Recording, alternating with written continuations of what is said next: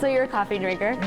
A lot of coffee on the campaign trail? Yes, well, I had quite the experience yesterday of after the debate, I had 3.5 hours sleep. And then I got to New Hampshire and did 3 county stops, and I kept going. I never fell asleep. I saw you on a show last week, and you had talked about a campaign slogan that I think you could not go with. Yeah, that was when I was young and I ran in school. When I was in junior high, I didn't have the foresight to not go with it, so I had posters up that said go all the way with double K.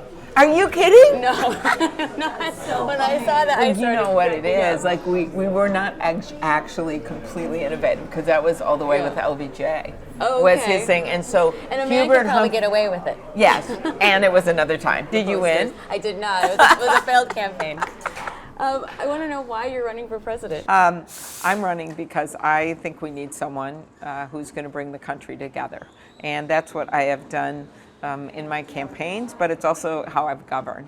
Is that what motivated you to run, or was this always on the list, the to-do list? No, I never always wanted to be in politics. I'm not one of those people that was born thinking I wanted to run for office. I think I wanted to be a librarian. My mom was a teacher. Well, really, my big thing that happened to me was our daughter was born, and she was really sick, and I got kicked out of the hospital in 24 hours while she was in intensive care because they had rules back then. And so when she got a little better, I went to the legislature as a mom, not as an elected official, and advocated for one of the first laws in the country that guaranteed moms and their babies 48 hours in the hospital. And then that eventually became a national law.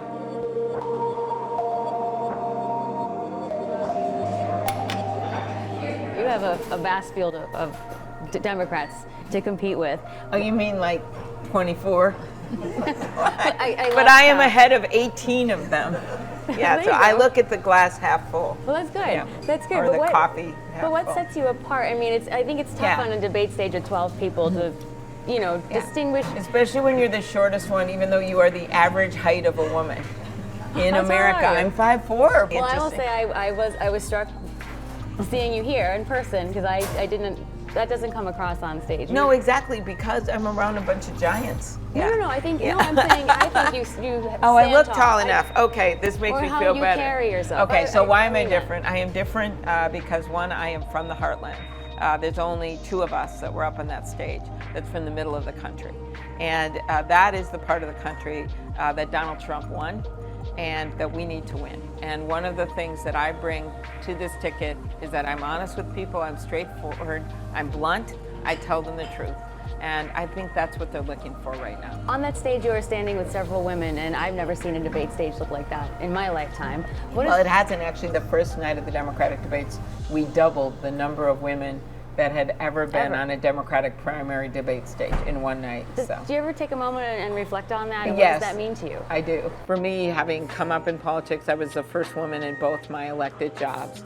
And when people talk about the glass ceiling and Hillary, I actually think Hillary did break the glass ceiling, even though she didn't end up being president, because what happened was she motivated more and more women to run for local office after that, and we've just seen this total sea change in Congress. So I think about that.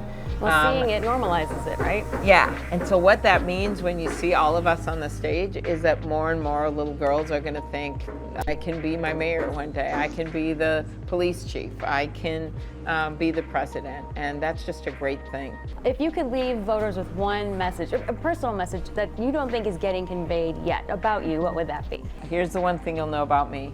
When you wake up in the morning, I will never send a mean tweet. You will never turn on your TV and go, in the morning, why did that happen? I won't do that because I believe in governing. I believe in the reason that our founding fathers set up this government was so that everyone can have a say, so we can respect each other. That's why we have a balance of power. I see this as actually more than just about the issue of the day. It's about our country, what we stand for, what we want to say to the world. And that's we're proud of America, and that's what I want to make people proud every day. Senator Amy Klobuchar, thank you. Okay, thank you. Appreciate it.